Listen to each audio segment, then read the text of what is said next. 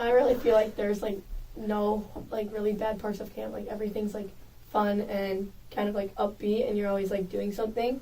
So for me, I don't think there's like a bad part. Can we like say our most like the most different? Yeah, well, whatever you want. Probably having to like do all the assemblies, because at home I kind of can do my own thing whenever I want, but like here, like I have to be there at a certain time, and I can't just like skip it or anything. Well, you do have to count noses every day and make sure everyone's accounted for, no one's trapped in a well or something like that. A week ago we had this thing called Culture Night. So everyone put their like own cultural like outfits or something that represents their own culture, and we had a big fashion show in it, and we like saw this amazing like this cultural from all around the world that you got to like show your own culture and be proud of from where you are, and like I think that was something that I will never forget. That's very cool. Yeah. What's the one thing that the biggest lesson you're going to take from being at camp this summer? I'm definitely going to be more aware of like what my friends talk about like different countries and stuff, and like be a lot more open to change and things like that, and I'm not going to try and fight it as much. The biggest thing that I learned was like to respect differences, like differences in culture, language and everything, because everyone was so different from each other, but like yet we shared so many things in common. Like we can laugh on the same jokes, or like we can share the same taste in music. That to me blows me away every year. It's like, someone from Egypt and India and Minnesota all know the words to the same song. And one's so different, but they're still so the same almost. Yes. I find that refreshing.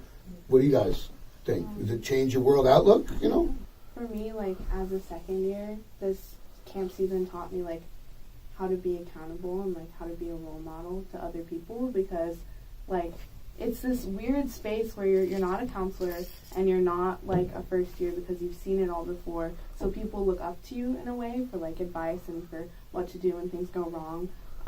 And that gave me a lot of confidence. Like, yeah, I can lead people and I can do this. And I was just so happy that I was able to come to camp again to like experience all the inclusivity and all the diversity and everything, and just talk to people around the world and like just increase my like global knowledge. That's exactly what's supposed to happen with second year. You're supposed to be in that no man's land a little bit, right. Helping them, helping staff, helping the whole community. So it's it works. And do you think would you ever want to come back as an alumni, work at camp, be a staffer, or work? What do you think? I would love to do that. Like, I've seen counselors, and like every counselor is so cool, and like. I mean, our two counselors, Amelia and Tiffany, have specifically been quiet because this is your time. But they have alumni, and they're obviously vested in the program, and they've brought it forward in their life. So I hope that's something that you guys would want to do. Also, as a counselor, I feel like you have like a deep connection with the campers, but it's like different than being like a camper with them. I tend to look up to the counselors, and they're always like open. So like if you have a question, like they're always willing to answer it and help you out, which is amazing. And it's just like a big family here. Yeah. So. And I think one of the most amazing things in the whole camp is that everyone is so accepting and so amazingly open that you can be who you are without being afraid of what people might think of you. Yeah. Every part of your life is like in question right now. You guys don't know, you've been told what to do or what to be by your parents and family, but this freedom and this age that you're in is, gives you a broader, having the counselors that listen and this international aspect and the people who are the same and different as you, it's forming your world opinion. And is that a good thing for you guys right now? Like to be in this position? Definitely it's a good thing. Like, I didn't know about so many things that I like know now, and I can like actually share it when like I'll go back.